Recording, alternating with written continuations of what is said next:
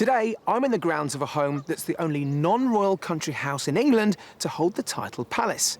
It's been in the same family throughout its 300-year history and is the birthplace to one of England's most famous leaders. Where am I? Find out in just a moment as we escape to the country.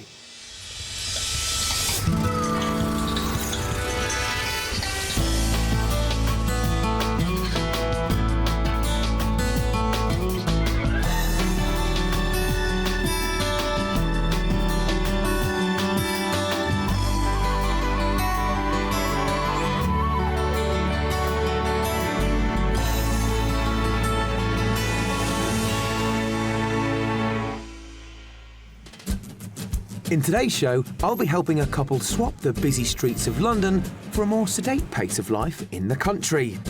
And just as we hit the road, I get some very unexpected news. We looked, I think, at about 50 houses in Ealing. We're fussy. But before we reach the finish line, my hopes are raised. I'm going to perhaps put in a bid at 615. Let's put in a bid here, together.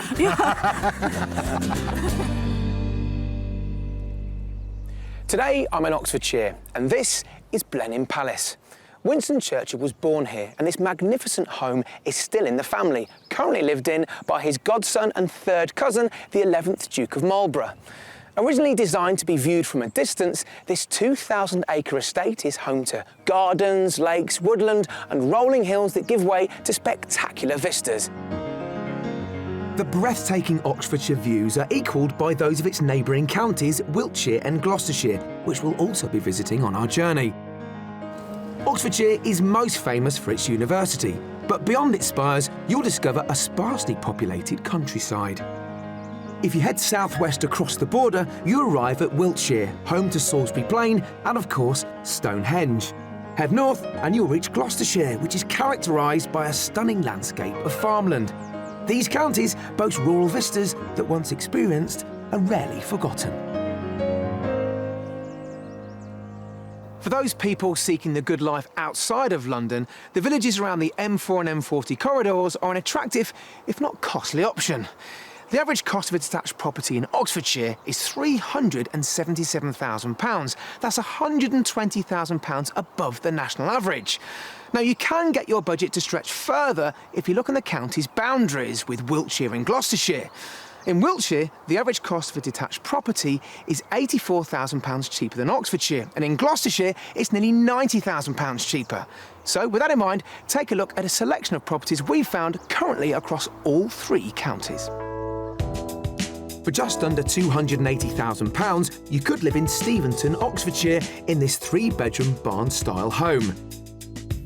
Its attractive features include solid oak floorboards and light and airy contemporary designed rooms. If barn conversions get your heart racing, then this four-bedroom Grade 2 listed property in Chippenham, Wiltshire might be for you.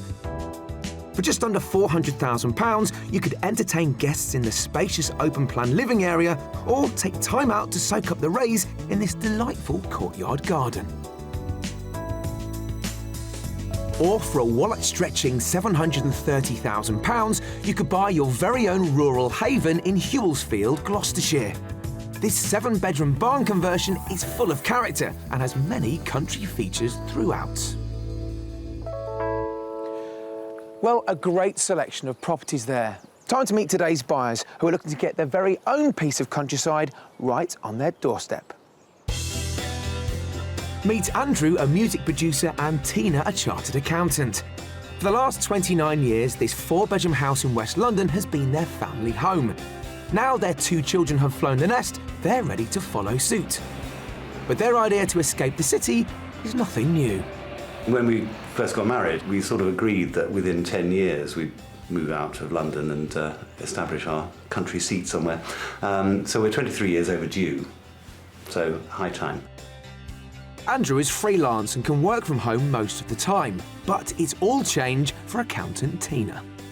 I'm hoping to find a change of career. I will have finished my diploma in sustainable agriculture. So once we move to the country, I shall look for some work experience and from then move on and look for a new job. Like lots of potential escapees, our buyers have dreamt of owning a home from home in the country for years. The only thing is Andrew and Tina mean it literally. The sad thing is the house is lovely. We've loved this house. You know, we've been here 29 years. If it was in a different location, if we could just take this house and move it to the middle of the countryside, that would be perfect. But the view out of my window is of houses, and I want the view out of my window to be countryside. So a country view will have them reaching for the checkbook. And using their current home as a template, they're clear about what they want inside too. The house we move to, the key thing will be to be able to fit the table in. And this is a bench that we saved from our church when it was being restored. And I think these just sum up who Andrew and I are. Family, food, entertaining is just the essence of what we love. Potentially in the future, both Andrew and Tina could be working from home, so that needs careful consideration. When we move, I'm going to need space to house this stuff and probably as much again. With their son and daughter making frequent visits, as well as potential other guests, they want at least 4 bedrooms. And one downstairs with ensuite would be perfect for when their parents come to stay. As well as the basics, there are a few extra features which could help seal the deal. We spend a lot of time in the kitchen, because both of us are quite keen cooks. I've never actually used a range cooker to cook on, and I gather that they have their little ways, but you know, that is such a sort of iconic bit of country kit that I think, you know, we would be fools to say that, you know, we don't want one. Andrew and Tina need easy access to Tina's mum in Oxford, but still need to be within striking distance of London, as Andrew has to commute to his radio studios a few days each month. This means their dream destination is one of the most desirable and expensive locations in the country. The budget is key. The absolute maximum that we could go to is what we hope to get for this house here, which is £650,000.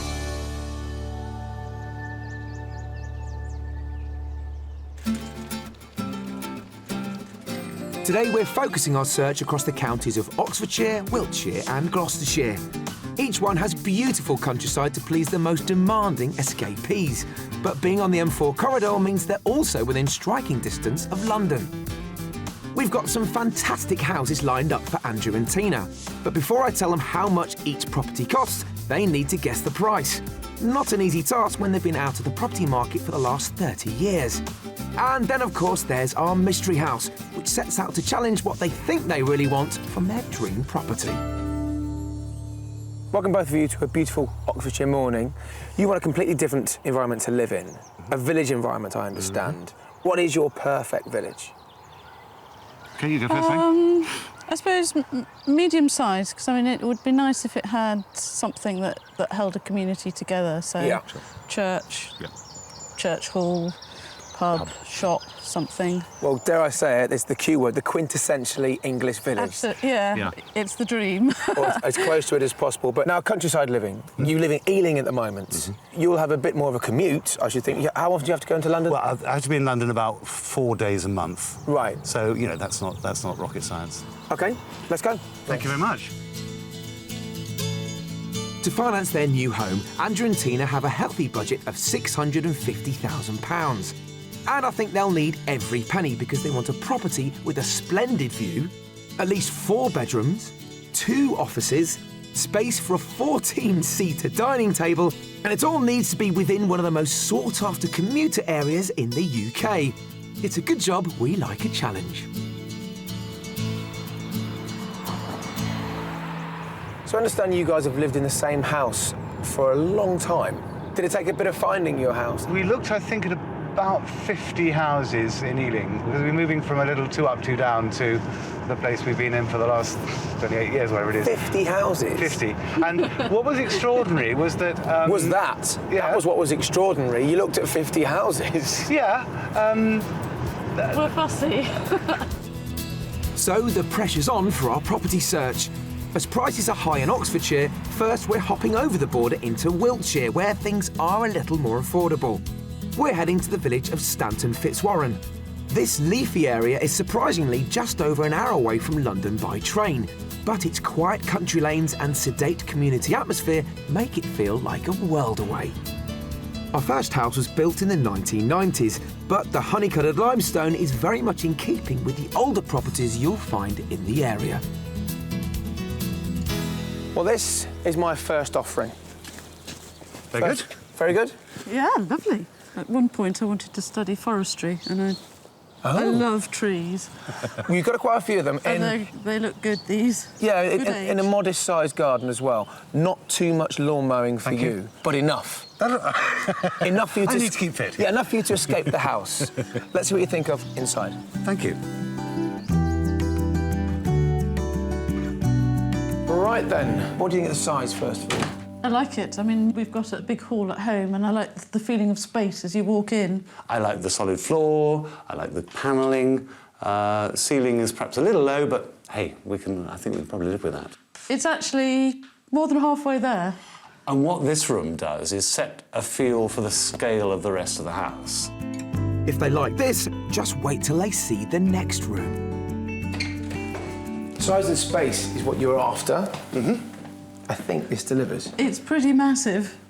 Absolutely, and I like to separate dining from cooking, but Tina, I think, is not quite so good at that. This seems to actually draw the two together, because there's certainly room for our big dining table out there. I mean, initial impressions, terrific. What's the cooker like? Have a quick look there. Yeah. Hey! So it's a range-style cooker? Yeah. Yeah. Well, what I want to find out is what you're going to do with this conservatory, because it's absolutely huge. All right. But this is one of the biggest conservatories I think I've seen. Good gracious. It goes on forever. It's like a bowling alley. It is, isn't it? It's absolutely immense, Well, but... it's full length of the back of the house. Yeah. Yeah, I can immediately see our big dining table going in this part here. And then, gosh, there's the remains of the bowling alley down to the right. I don't know, darling. Snooker table, I think. Ooh. Well, as you know, it's a pool table we've got. We go down, fit in. So far, space-wise, so good. Looking Very good. good. Looking Very good. Excellent. So, from one blank canvas to another. You've seen 3 very large rooms now. Yeah. You're running out of furniture. Are you or not? No. We have 2 big sofas. Good. Fine. And we've got lots of books, that's the other thing. And... Yeah, An there's empty wall. An empty wall there, that's fine. I'm glad you can see how you'd have this room configured, because it's not always easy when a room is empty. Sure. But, you know, Sure. you've got your sofas, maybe a room for some Yeah. books and what have you. Yeah. And actually a second dining table. On this floor, there's also utility and storerooms, which, with a little work, could make an ideal downstairs guest room and ensuite for Andrew and Tina's parents. They're certainly not fazed by the huge rooms downstairs, which is a good thing, as there are plenty more wide-open areas for them to furnish upstairs. There are 2 good-sized double bedrooms and a generous family bathroom. Plus a main bedroom that I think is pretty special. Now, again, pretty big room, Sure. but you've got a really good size ensuite there, on top Right. of the family bathroom we've already got, obviously. But you tell me, I mean, space-wise, what are you thinking? I mean, there's all the space we could possibly want here, actually. Yeah. I think plenty big Plenty, enough. yeah. Yep. Thank goodness for that. Yeah, I'm still looking for a rural aspect, to be honest. Walk through the French doors and you'll find a breakfast balcony with a pleasant view of the garden. But go up one more floor into the converted roof space and you'll discover vistas of the surrounding area to enjoy in all of their glory. Up here, there's also a 4th and 5th room, plus another useful bathroom.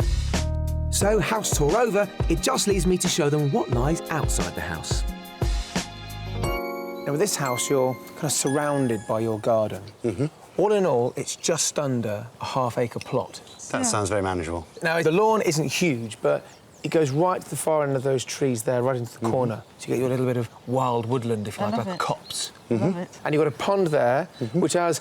I'm no angler, they look like carp, but they do come with the house, OK? Very nice.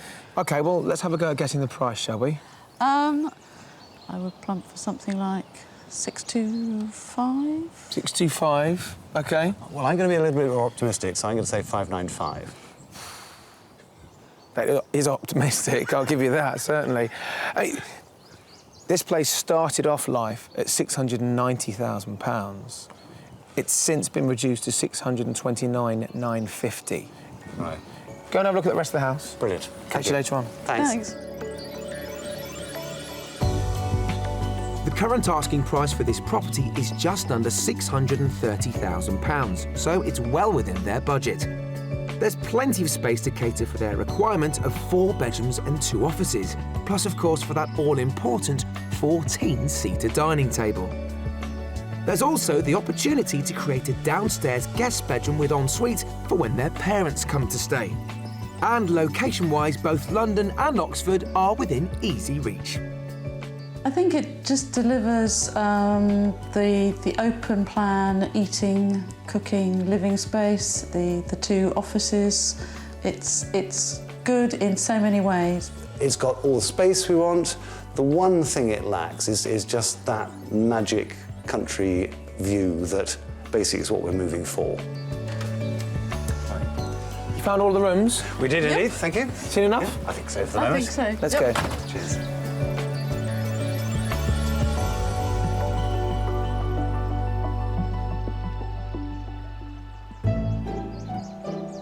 With Tina's mum based in Oxfordshire, the county is a good starting point for Andrew and Tina to get out and explore what could be their new locality.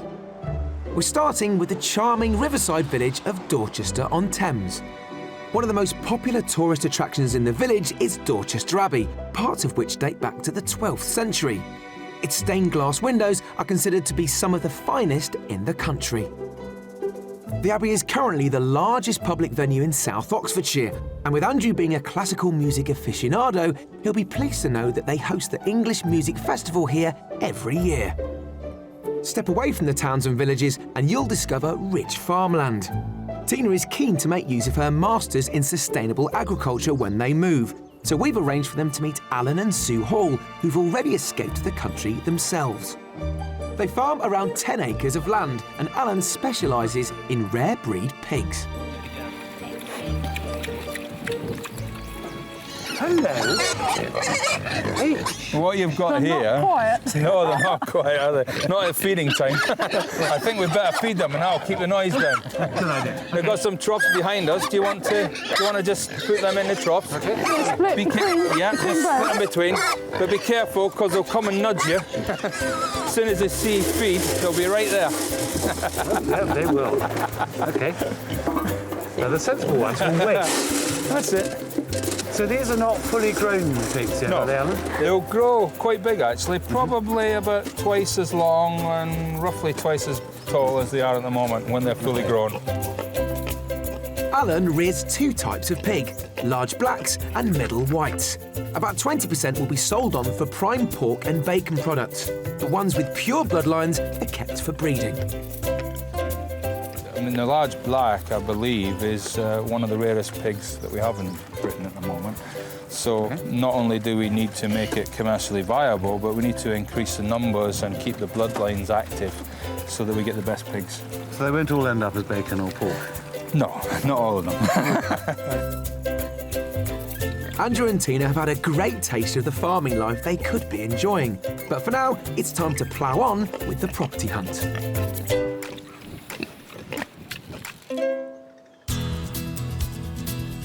For our second property, we're staying in Oxfordshire. Just a short drive from the Cotswolds is the village of Littleworth, which not only has appealing views, but also more affordable properties. Good news for Andrew and Tina. London is within a reasonable commute, and as we're in Oxfordshire, Tina's mum is close by too. This barn conversion is in the Littleworth Conservation Area, but that's not the only thing that makes it special. What do you think? It's a bit different.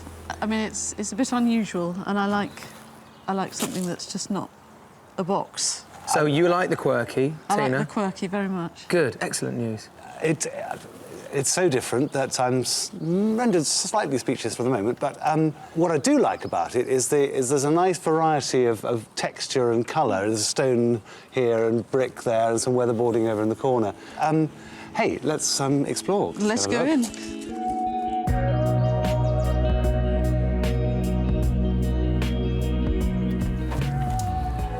Okay. Typical farmhouse layout, if you like. You've got a boot room as soon as you walk through the door. Excellent. Quite practical. Yeah. And straight into a kitchen. Farmhouse kitchen, Hey. isn't it? I love it. Do you? That's terrific. That's really nice. Range cooker, which is a big plus. Solid floor, big plus. Good-looking units. Space for a table. We may have to think about whether that's big enough for our table, but hey. And a view through the back windows. So let me tell you what you've got here. You've got a utility just round the corner. It's fitted out like another kitchen, really, which means you can still have, in these modern times, you know, the conveniences that we all look for, you can still have a kitchen that looks like a farmhouse kitchen. It just feels... It feels very welcoming and warm, and I want to use this space for the purpose it was designed for. It's great. Well, the statement room, surprise, surprise, is behind this door. Hold your breath. Another bright room. Come right in. Thank you. Come right in. I can We're see just you. a bit sort of like, oh, inspired by it. Yes, golly. Statement room, isn't it? Yeah, Yeah. very much. I love the shapes it makes, and You don't often get these in a new home, do you? no. No, this is certainly says something very unusual and very unique and actually very attractive. So, gosh, We've got some are furniture here already. Oh, really? I will have made a couple of phone calls, sorted that out for you. I can see, a sort of comfortable sitting room, corner for some books. I can see our things not feeling uncomfortable here, and nor would we. Now, there is a room at the end there. Now, that has been converted into a ground floor double bedroom Excellent. with an ensuite. Even more perfect. Well done. The boxes are getting ticked faster and faster. They really are, aren't they? Yeah. Just what they had in mind for when their parents come to stay. But this house has a slightly unconventional layout, so hopefully they'll like the next room just as much. And at present, the current owners use this room as their master bedroom. Now, I say at present. What would you want to use it for? Without seeing the rest of the house and the layout, I knew it's you'd a say bit that. hard to say. I know we haven't seen the whole house yet, but this is an option because it's a good-sized room. And if you have a look, you've got a pretty good-sized ensuite. Can we take a look at that? Have a look, go in, Danny. Oh, yeah, gosh, look, bath and a shower. Excellent. Now you've seen this as a master bedroom. Think about that when you make the decision on what you want to do with the rooms upstairs. Right. You may want to change things around completely, but let's wait and see. Follow Let's me. go and look. Thank you. Upstairs, there are 2 more bedrooms that come with their own ensuite bathroom and views of surrounding farmland, which I think Andrew and Tina will love. Now, this is where I was thinking you might have the conundrum of, do we have a bedroom up here, or do we have an office up here? Bearing in mind you've got the view. Right. Well, I think I know what Tina's answer would be. Oh, well, I don't know what my answer would be, actually. Oh, really? I mean, Let me view ask you would again. be nice. Why are you moving to the country? for the view, Correct. So where would you like your office? where I can see the view. So where's the office? OK, the office is here. Sorry about that. Too much on the spot. What an amazing team.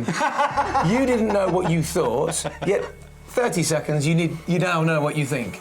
It's a good team. With all this in mind, let's head downstairs and take a closer look. I think if I owned this house, I'd have these constantly open, pinned back, these doors. Yeah. Because look at that. Lovely, lovely, lovely. Now, where we're standing is actually agricultural land, because we are in a conservation village. Right, right. Which also means that, hopefully, these views that you're enjoying now remain unspoilt. Yeah, yeah, it's protection for us. Yeah. Now, before you go back inside, I'm going to ask you to price it. Yep. I'm going to go 610. OK. I'll go above Andrew and go 620. It's on the market. It offers around 639,950. Right. Barn conversions are very fashionable. Yeah. Go inside, Yeah. have a look around the house, Yeah, and you go, cheers. and I'll catch you later. Thanks. So just shy of £640,000, this barn conversion is at the top end of Andrew and Tina's budget. It has a kitchen that can easily accommodate their massive dining table, a reception room with that impressive vaulted ceiling, 4 bedrooms, one on the ground floor that could be perfect for when their parents come to visit. Plus, there are spectacular countryside views, and both London and Oxford are within a reasonable commute. I'm actually, right now, totally undecided about whether I'm prepared to go to that amount of expenditure for what is, I think, a stunning building, which I know we can make work for us. This one just had that bit of quirky that just, like, I thought, yeah, I could do quirky here quite happily.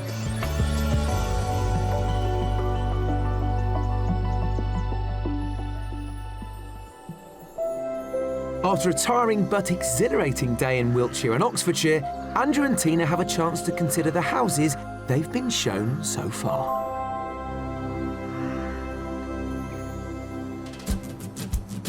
Tina and Andrew want a country home with splendid views and lots of space, but all still within easy reach of London. Oxfordshire is their prime location as it's close to Tina's mum, but it's an expensive county for their budget of £650,000. So we've had to open up their minds to the possibility of its county neighbour, Wiltshire. Our first offerings certainly got some big reactions. Come right in. I can see Just a bit sort of like, inspired by it. But didn't quite make the grade. I'm still looking for me a rural aspect, to be honest. But there's always the mystery house. Last time you bought a house was, what, 25, 30 years ago. So I'm really seeing this as one last chance. And to that end, this house might be something you're not expecting to see. But for a reason. I can't say too much more. I'm dying to tell you. Big tease, Jonnie. I'm dying to tell you. I can just tell that you're really can't wait to show it to us. Yeah, I think that's building up my excitement and expectation. Our mystery property has brought us just over the Gloucestershire border. The village of Cerney Wick is in the parish of Cerney South, situated within the Cotswold Water Park, where you can sail, jet ski and fish in the lakes. This location throws Andrew's 60-minute commuting dream out of the window. It takes over an hour and a half to reach London from here. But as he only needs to make the journey a few days each month, I'm hoping it's worth pushing the boundaries. The house I'm showing Andrew and Tina is located in the heart of the village and is typical of the area with its honey yellow limestone exterior. Hey. Yes. I love the front door. Yes, it's... You're looking at this in, I don't know, wonderment or disappointment. What's going through your mind? I think it's a combination of both. I mean, externally, this seems to be a fairly conventional sort of house. But on the other hand, you know, it's got an asymmetric element to it. It's a lovely materials it's made from. I just adore this sort of honey-coloured stone that we get around here.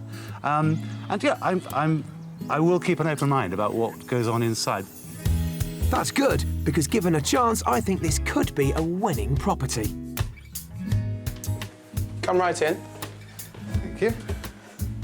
Come right round, because it does go right round the corner as well. Oh, right, so it does. Excellent. Fabulous fireplace, isn't it? Love it. The layout here for 2 people to live is just really cosy. But, you know, you've got space for when there's lots of people as well. And what draws you out towards the garden is the sort of light and space and air at the garden side of this room here. Yeah. And yet it's, you know, it's relatively compact, it's very cosy. Yeah, it's sort of, I think this could work, actually. Through the corridor, there's the perfect spot for a piano that should make Andrew feel at home. But just wait till they see what's tucked away in the next room. Now then, fairly modest-sized kitchen.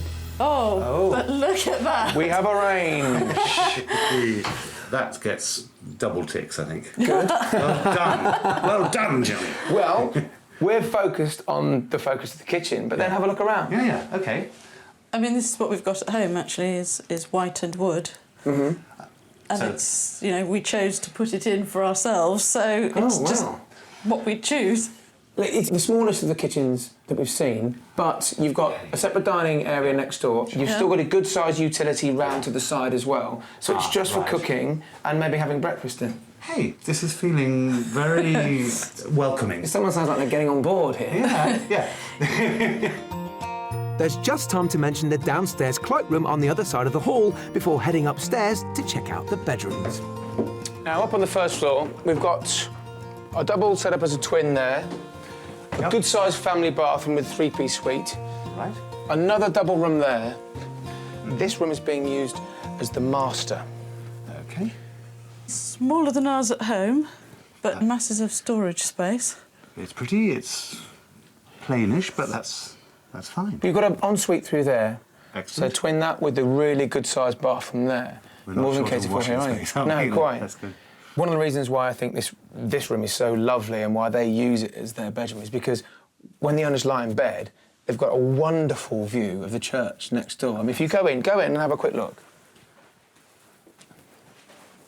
Oh, wow. Yeah, you'd see the church. Excellent.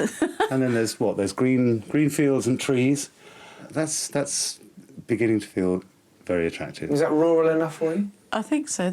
We'd see more than pigeons out of this window. Yeah, I think you'll see a bit more There's of a the lot of countryside. bird life down there. Yeah, Excellent. good. What fun. A short hop across the hall and there's even more hidden secrets tucked away. Now, currently, this room gives you the opportunity to have an office. Ooh. Wow. OK? Yes. But not necessarily for you guys. Come with me. Keep this in mind. Yeah. Now, there's some further office space at the top here. The owner used to run a business from the house and used to see clients in here. Oh, sweet. Right, so it's This, sort of reception for me, room. this is all I would need. I don't take up much space. But there's one more little room I want to show you. Follow me. All right. Pleasant little space. I mean, I know you've got lots of books. There's lots of little corners and crannies to store stuff. Yeah. Right. Oh, what fun. Hey, isn't that terrific? Let's start thinking of how we would use this space. Is it an office? I mean, it's a terrific space. They've been very imaginative and surprising about how they've used this actually rather awkward shape space. It's actually been a hugely fun and exciting and an unusual and surprising place to explore. This house is full of delightful gifts, but none are better than the grounds to the rear of the property. With its southerly aspect, this is a gardener's paradise. Isn't it absolutely beautiful? It's very pretty. It's been, Yep. really well cared for. And, Yeah. And nice plants, nice plants. I could look after these with love. So, it's been a quirky mystery house tour. Quirky in as much that it's not what you expected when you saw it from the outside, is it? Absolutely right. No, Yes. no, not at all. It's, full of surprises, It is. I really. mean, how much do you think this mystery house is on the market for? I would say £635,000. OK. Andrew, what's your guess? I'm going to perhaps put in a bid at 615. He's putting a bid here. Do you hear that? OK. Well, it's on the market for £635,000. And it's, all the decor is in our taste. I mean, we could just actually walk in, Yeah. put our furniture in and feel at home. Have a look around all of the rooms now. Take as long as you like. We've got a bit of time. Thanks Okay. very much. See you later on. Cheers. Bye. The price of this house is £635,000. It has 5 bedrooms, 3 bathrooms and lots of office space for Andrew and Tina. It's also got the rural aspect that they've been hankering after. Location-wise, it falls well outside Andrew's requested 1-hour commute to London. But with the mystery house, we thought we'd shake things up a bit. And if they want their dream home in budget, well, something's got to give. It just seemed like a really straightforward house. But I think it's not until you got into the house and walked around it that you really realised what the hidden surprises about it were. So the gut instinct wasn't instant. It was, it was a slow-growing gut instinct. When we first saw the house from the outside, I thought this is too ordinary to be a mystery house. But actually, the more we explored the way that the interior geometry had been adjusted and changed and to actually deliver what was on our wish list, we got more enthusiastic the more we looked around. Now then, are we still smiling? I think we're still smiling. Good, you think you're still smiling? No, of course we're still smiling. Good, well, let's find you somewhere to have a bit of a chit-chat, and then we'll discuss it all later on, OK? Thanks. Time to go.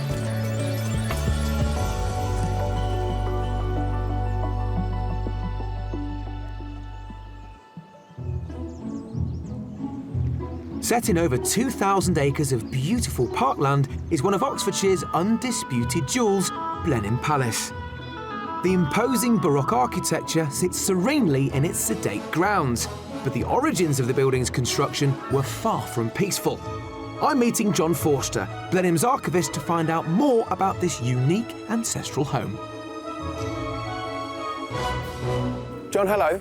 Thanks so much for seeing me today. Hello, hello. Beautiful day, but an even more impressive setting. You must love coming to work here every day. Absolutely. Now, I know this is built as a family home, but it's almost a daunting structure, isn't it? Well, that's the whole point, really, because it's a symbol of a huge military victory. Right. When the First Duke of Marlborough beat the French at the Battle of Blenheim in 1704, Winston Churchill later described it as changing the political axis of the world. Right. And this building was built at the behest of the Queen to be a symbol through all time for that, which it is, because it impacts today, doesn't it? This was a national statement of pride then.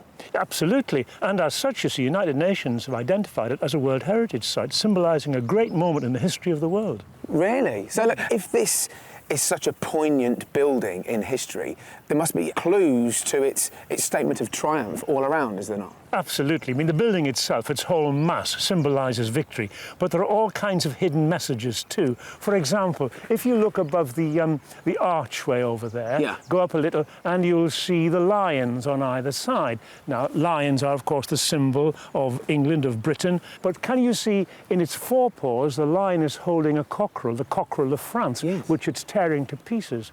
And so twice up there is the symbol of victorious England and defeated France. And it's twice there, and it's twice also on the other side of the building. So the message is inescapable, as I say. There's quite a bit of Gallic nose being rubbed in the dirt in this building, isn't there? I'm afraid so. The exterior is a wealth of coded messages, and inside is no different. So this is the saloon, John. It doesn't look like any saloon I've ever been in. Now, quite impressive, isn't it? Really, what it shows is the consequence of the great victory at Blenheim that this palace represents was to bring a period of peace and prosperity. And so in this room, the Duke indicates the ideal of peace. For example, in the panel there, you can see Africa, Right. and then the panel there, you can see the Orient, Yeah. and then coming round again, you can see Asia. Right. And then if you come round here, you see them from Britain and Europe. Right. And the keynote is the panel at the very beginning. You can see two figures there, very sinister looking, I think, because they represent Spain, because the war was fought over Spain. Yes. But the most crucially important thing is, all of these people, though they look uneasy, they're not fighting. Right. It's the implication of peace in all of them. I'm getting the feeling that as fascinating as it is, we've only skimmed the very surface of the history of this property here. There seems so many more stories to tell. A wealth, but really you've hit some very important keynotes all the same. Blenheim is certainly one of the most impressive family homes in the country. But let's hope one of our three properties has hit the mark with Andrew and Tina. So how have you found this process of house hunting after all those years of living in that house of yours? It's pretty exhausting. You know, it's just so much information to take in. Each house was so different. Yes, quite. I mean, you're quite out of practice, aren't you? I mean, Well, it's been 33 years, so yeah. But what's been really interesting is actually that we've seen three very different houses, but the process of ticking them off against a checklist has actually really focused our minds on what the really important bits of the checklist are. I mean, that's the main part of the process, isn't it, really? Yeah. Well, the first place we went to, we started in Oxfordshire where our base was, but we nipped over the border to Wiltshire. Certainly was the one that had the space box ticked. Yeah. Spades, yeah. But it wasn't really our style of house. One of the reasons we're moving to the country is to enjoy the country, but also to be able to see it. And I don't think we could see enough of it from that house to make it a goer, so to speak. OK. So then I took you over another border back to Oxfordshire and showed you a conversion, you know, a barn conversion, if you like. For me, that one, you know, the first one had the space. The barn conversion we saw had the sort of style that I was looking for. Something that was just different to your average property. That stunning room in the middle there with the high vaulted wooden ceiling was an absolute knockout. You know, and there was so much again about that house that was right. We had to slightly readjust our thinking about whether we slept downstairs or upstairs, which was again good for us to think outside perhaps a rather conventional sort of box. And then today we started afresh with the mystery property. It was so cleverly reconfigured and thought through in terms of the way they'd use quite a conventional internal space in a very unconventional sort of way. I learnt from the couple of days we spent with each other that you're looking for a traditional country house, if you like, on the edge of the village, yet it also has to be almost 1/3 workstation almost, doesn't it? But you still want to entertain people and have the countryside view, so it was juggling a little bit. Yeah, I mean, the property we're looking for, it's just got to fulfil so many different purposes. Yeah. It's just, you know, the sort of ultimate multi-purpose living space we're looking for. So out of all three properties, do you have a favourite? I suppose the third one. Yes. Yeah. The mystery house? The mystery house. It was so nearly absolutely right, and I can't put my finger on what it was that wasn't quite there. It's that emotional factor of walking through the door and thinking, yes, which is what you had in your last house. Yeah. After now, 49 other houses. It might be that actually we're asking the impossible, and that you know, we're never going to have absolutely everything and, if you like, the wow factor. But that one came so close. For me, we have to go through the process of continuing to look. Right. I have to try to find what it is that we're looking for. Well, look, I wish you the very best of luck. My advice for you to take away then is, as you're looking for such a flexible property, try and be flexible yourselves in what you want it to be. Sure. Yeah. And I consider this last couple of days a victory if after this you only look at less than 47 houses. I'll let you know. Please do. Please do. All the best. Thank you so much. As you might expect, I'm disappointed. But when you consider that Andrew and Tina looked at, 50 properties before deciding on their last home, and that was some 30 years ago, we did come pretty close, didn't we? I do hope, however, they take on board my advice and remain flexible when looking at their next house. And I'm sure, just like me, you wish them both the very best of luck. See you next time. Andrew and Tina did continue their search, and I'm pleased to say they've made an offer on a house they'd now like to call home. If you'd like to escape to the country in Wales, Scotland, Northern Ireland or England and need our help, please apply online at bbc.co.uk/be on a show.